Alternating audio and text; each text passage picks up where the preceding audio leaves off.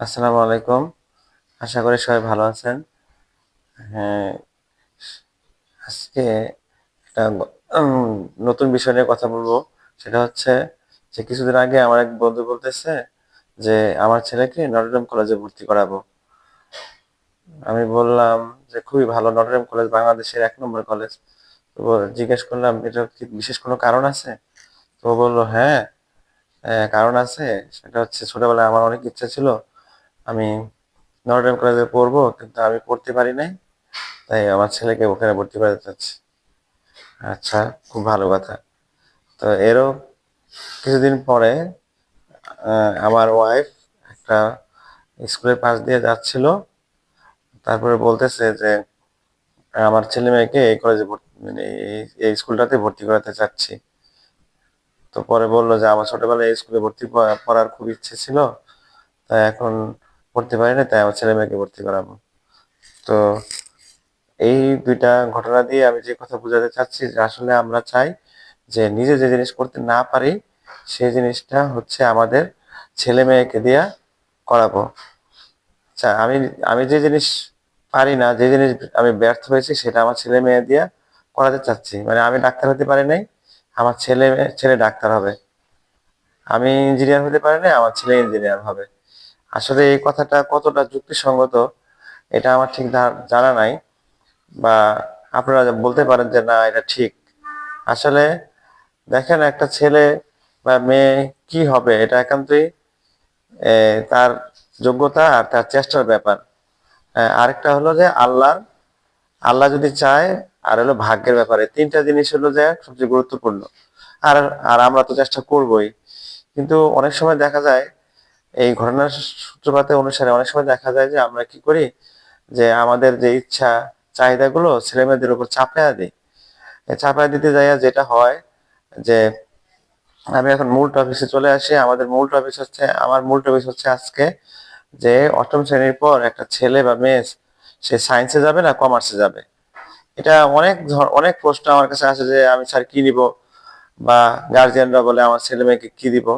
আসলে এখানে কি দিব কি নেব এটা ব্যাপার না, পুরো ব্যাপারটাই হচ্ছে ওর যোগ্যতার উপরে, ওর পারার উপরে। ও আসলে কি পারে তার উপর ডিপেন্ড করে যে ও কি সায়েন্স নিবে না কমার্স নিবে।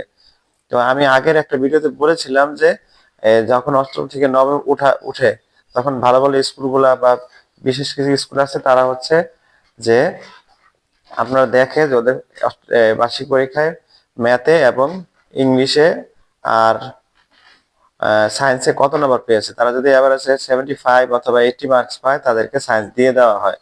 আর সেক্ষেত্রে আর যদি গার্জিয়ান চায় বা স্টুডেন্ট যদি চায়, সে সায়েন্স নিতে পারে।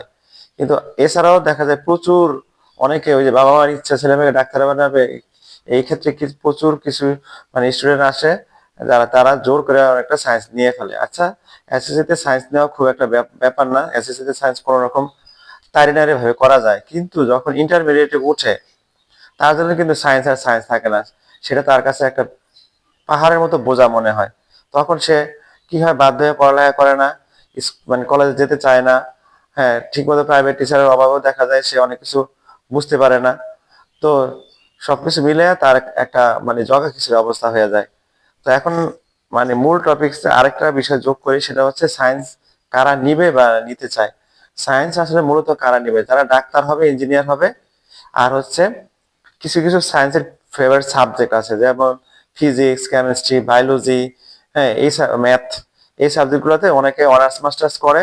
মানে এটা তাদের ফ্যাশন, মানে সে ম্যাথে অনেক ভালো, ম্যাথ করতে তার অনেক ভালো লাগে, সে ম্যাথে অনার্স করলো এবং বড় হয়ে সে ভালো একটা কলেজে টিচার হলো, স্কুলের টিচার হলো। এটা অনেক ভালো জব, বা এটা এটা এটা খুব খারাপ না, এটা অনেক ভালো। এবং সে বিসিএস এর মাধ্যমে দেখা যায় বিভিন্ন কলেজের হতে পারে, লেকচারার বা প্রফেসর হতে পারে। এটা হলো সায়েন্সের কথা। এছাড়াও ওই যে নার্সিং, তারপরে হচ্ছে আপনার প্যারামেডিক্যাল যে কোর্সগুলো আছে, সেগুলো হচ্ছে সায়েন্সের স্টুডেন্টের মাধ্যমে করা যায়। বিভিন্ন ইঞ্জিনিয়ারিং যত কোর্স আছে, চুয়েট রুয়েট বুয়েট সব জায়গায় সায়েন্স দিলে পড়া যায়, এই জন্য সবাই সায়েন্সের প্রতি ঝুঁকে যায়। কমার্স কারা পড়বে? কমার্সে মূলত হচ্ছে যারা ছোটবেলা থেকে চায় আমি ব্যাংকে জব করব, টাকা হাতাবো, হ্যাঁ অনেক টাকা বেতন পাবো, তারা হলো ব্যাংকে চাকরি করে। ব্যাংকে চাকরিটা বর্তমানে সবচেয়ে ভালো চাকরি। তো এরা হচ্ছে কমার্স নিবে। আর কমার্সে আরো কিছু দিক আছে, সেটা হচ্ছে যে সিএ পড়া যায় কমার্স নিলে। সিএ মনে হয় সায়েন্স থেকেও পড়া যায়, কিন্তু কমার্স থেকে পড়লে সিএটা খুব সুবিধা। সিএ মানে চার্টার্ড অ্যাকাউন্ট। হ্যাঁ, এটা খুব মানে খুব ভালো একটা সাবজেক্ট, ভালো একটা বিষয়। এটা পড়লে অনেক ভালো ভালো চাকরিতে জয়েন করা যায়। আর এরপরে যে বিষয়টা হচ্ছে, কমার্সেও ওই যে বেশ কিছু সাবজেক্ট আছে, যদি তার ভালো লাগে সে ওই সাবজেক্টে অনার্স মাস্টার্স করে নাম করা বিশ্ববিদ্যালয় আছে, ঢাকা বিশ্ববিদ্যালয়, জাহাঙ্গীরনগর বিশ্ববিদ্যালয়, জগন্নাথ বিশ্ববিদ্যালয়, ওখানে খুব ভালো ভালো সাবজেক্ট আছে। যদি সে চাকরি নাও করে বিভিন্ন কলেজে শিক্ষক হতে পারবে। হ্যাঁ, আর আর্টস তো আর্টস কেউ নিতে চায় না জোর করে। অনেকে যে বলে যে সবচেয়ে দুর্বল স্টুডেন্ট আর্টস নেয়, কিন্তু তা না বিষয়টা। আর্টস হচ্ছে আমার মধ্যে সবচেয়ে কঠিন। হ্যাঁ, সায়েন্স আর্টসের চেয়েও আর্টস কঠিন, কারণ আর্টসে প্রচুর পড়তে হয়, মানে মুখস্থ করতে করতে করতে করতে যান শেষ। অঙ্ক নাই, হ্যাঁ ঠিক আছে, কিন্তু হ্যাঁ যারা আর্টস স্টুডেন্ট তারা অনেক মেধাবী, কারণ আর্টসে সহজে প্লাস পাওয়া যায় না। আর্টস মানে মানবিক শাখার কথা বলতেছি। তো আর্টসে পড়বে কারা? আর্টসে পড়ে মূলত হলো যে আমাদের দেশে যে রাজনৈতিকবিদ, পলিটিশিয়ান, তারা মূলত মানে আর্টস থেকে পড়ে হয়, কারণ ওই যে রাষ্ট্রবিজ্ঞান একটা সাবজেক্ট আছে, ওই সাবজেক্টে পড়ে তারা অনেক ভালো করতে পারে। এছাড়া ল পড়া যায়, তারপরে হচ্ছে ইসলামী স্টাডিজ, তারপরে আরবি, এই বিষয়গুলো আর্টস থেকে পড়া যায়। অন্য একদিন বলবো যে আসলে কোন কোন ইউনিটের মাধ্যমে ঢাকা বিশ্ববিদ্যালয় বা বিভিন্ন বিশ্ববিদ্যালয়গুলোতে সাবজেক্ট পরিবর্তন করা যায়, সেটা পরের বিষয়। তো মূলত হলো আমার আজকে মূল টপিক হচ্ছে কারা সায়েন্স নিবে, কারা কমার্স নিবে। তো এক্ষেত্রে কিছু কিছু স্কুল কলেজ কিন্তু আবার কি করে, ছোট ছোট এক্সাম নেয়। ছোট ছোট এক্সাম নিয়ে কি করে,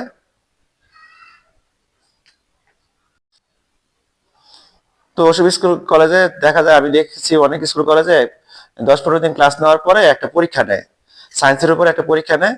যদি ওই পরীক্ষা স্টুডেন্ট ভালো করে তাকে সায়েন্স দিয়ে দেওয়া হয়, এবং সেটা তো যাচাই করে দেওয়া দেওয়া হলো ও আসলে সায়েন্সের বিষয় পারবে, ও সায়েন্স নিতেই পারে।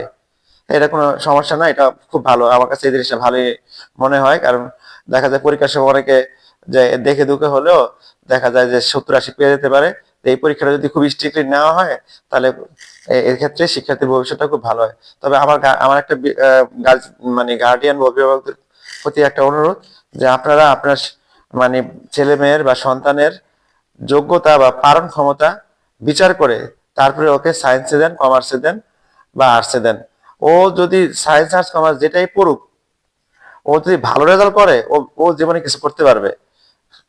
আর ওই সায়েন্সে পড়ে 4 জিপিএ 4, 4.5, 4.2, এরপরে কিচ্ছুই হবে না, জীবনে কিছু করতেই পারবে না।